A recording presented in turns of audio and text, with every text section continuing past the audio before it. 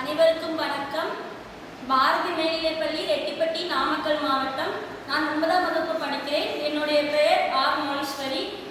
SIDP எங்கள் குழு சார்பாக ஒரு தலைப்பு, வாழை மரத்தோட பேசேஜை வச்சு உள்ள